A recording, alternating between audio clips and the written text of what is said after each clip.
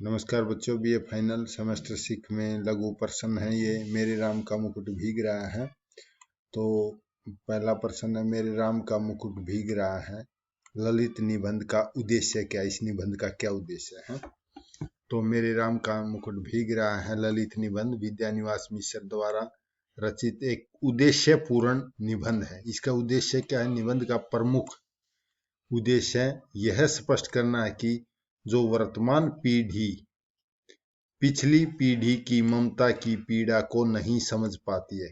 जो हमारे बुजुर्ग हैं वे अपने जो आज की पीढ़ी है उनके प्रति ममता रखते हैं, उनके प्रति ज्यादा चिंता करते हैं, परंतु जो आज के बच्चे हैं वे उनकी पीड़ा को, उनकी ममता को नहीं समझ पाते हैं। पिछली पीढ़ी अपनी संतान के संभावित संकट की कल्पना मात्र से उद्विग्न हो जाती है, बेचैन हो जाती है। पिछली पीढ़ी यह विश्वास नहीं करती कि उनकी संतान अब समर्थ है और वह बड़े से बड़ा संकट का सामना स्वयं कर सकती है।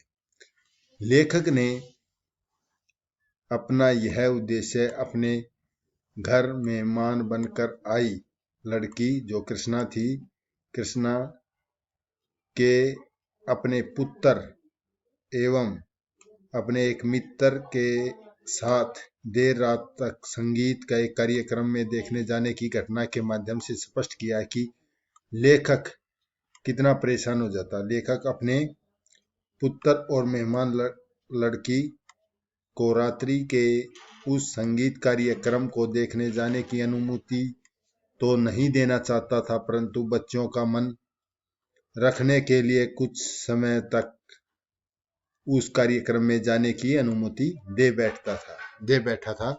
लेकिन देर रात तक जब वे वापस नहीं लौटे तो वह चिंतित हो गया था और उनके सुरक्षित लौट आने की उम्मीद में न केवल रात भर जागता रहा, अपितु उन्हें वहां अकेला जाने देने के लिए स्वयं को अपराधी मान रहा था। इस घटना में वह पिछली पीढ़ी के प्रतीक के रूप में प्रस्तुत हुआ है, जिसे अपनी संतान की सुरक्षा की अत्यधिक चिंता है।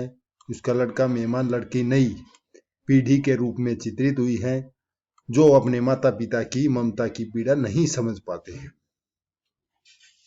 अब दूसरा प्रश्न है, लेखक ने अपनी उदासी एवं चिंता का क्या कारण बनाता है? तो लेखक का मन महीनों से बेहद उदास था।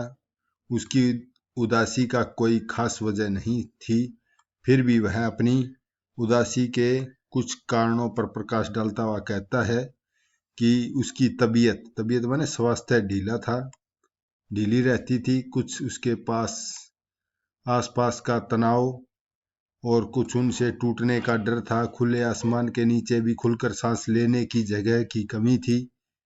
नित्य प्रति के कामों में आने वाली बाधाएं ही उसकी उदासी का कारण थी।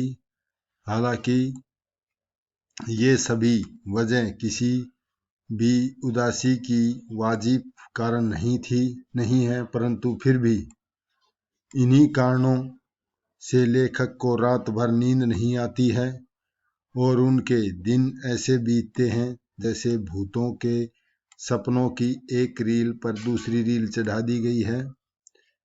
भूतों की आकृतियां और डरावनी हो गई हैं, इसीलिए कभी कभी तो बड़े से बड़ी परेशानी करने वाली बात हो जाती है और कुछ भी परेशानी नहीं होती है। उल्टे ऐसा लगता है जो हुआ एक सहज क्रम में हुआ, न होना ही कुछ अटपटा होता है। कभी कभी बहुत मामूली सी बात भी उसके लिए भयंकर चिंता का कारण बन जाती है।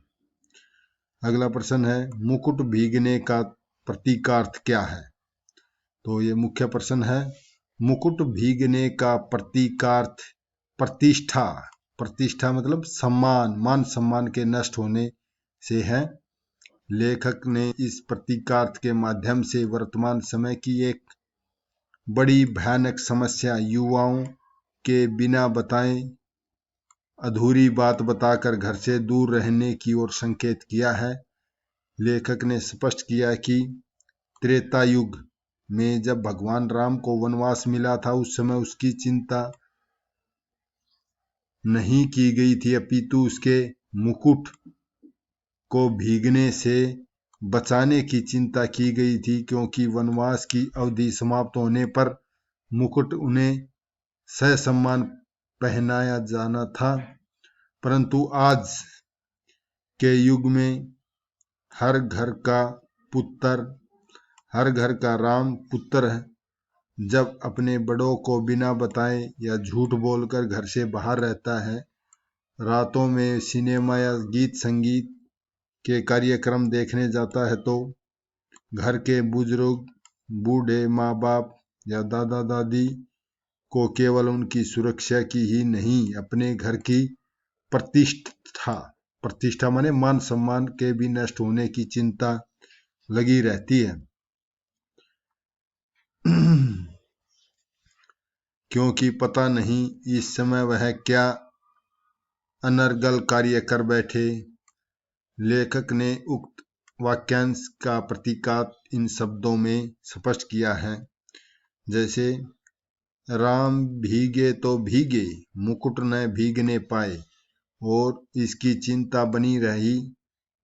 राजा राम के साथ उनके अंगरक्षक लक्ष्मण का कमरबंद दुपट्टा यानी पैरवी की जागरूकता का उपलक्षण न भीगने पाए, अखंड सौभाग्यवती सीता की मांग का सिंदूर न भीगने पाए, सीता भले ही भीग जाए, और राम तो वन से लौट आए, सीता को लक्ष्मण फिर निर्वासन कराए, पर लोकमानस में तो राम की वन यात्रा अभी नहीं रुकी है। मुकुट दुपट्टे सिंदूर के भीगने की आशंका भी साल रही है। साल मतलब कचोट रही है। तो अगला प्रश्न है, मेरे राम के भीजे मुकुटवा गीत सुनकर के लेखक को क्या स्मरण हो आया था? तो इस प्रश्न का आंसर है, मोरे राम के भीजे मुकुटवा गीत सुनकर के लेखक को यह स्मरण हो आया था कि बचपन में उसकी दादी नानी यही गीत गाया करती थी। जब वह घर से बाहर कहीं विदेश होकर आता था तो विहलता पूर्वक वे यही गीत गाती थी। लौटने पर उससे कहती, मेरा लाल को कैसा वनवास मिला है। उस समय लेखक को अपनी दादी नानी की इस आकुलता पर हंसी आया करती थी। हालांकि उसे उसके गीत का स्वर बड़ा मीठा लगता था, लेकिन गीत में छिपा दर्द वह महसूस नहीं कर पाता था। परंतु आज जब वह स्वयं अपने पुत्र व अपने मेहमान एक लड़की की प्रतीक्षा कर रहा था, जो उसके मित्र के साथ संगीत का कार्यक्रम देखने गए थे, देर रात होने पर भी लौटे नहीं, तब एकाएक उसे उस गीत में छिपा दर्द समझ में आने लगा, और वह सोचने लगा कि आने वाली पीढ़ी पिछली पीढ़ी की ममता की पीड़ा नहीं समझ पाती है। पिछली पीढ़ी की ममता भी पीड़ा नहीं समझ पाती है, और पिछली पीढ़ी अपनी संतान के संभावित संकट की कल्पना मात्र से उद्विग्न हो जाती है, और उसे मन में यह प्रतीति ही नहीं होती कि अब संतान समर्थ है, बड़े से बड़ा संकट भी झेल सकती है। तो यहाँ पर इसके छोटे प्रश्न समाप्त हो जाते हैं। मैं आशा करता हूँ आपको समझ में आया होगा। धन्यवाद।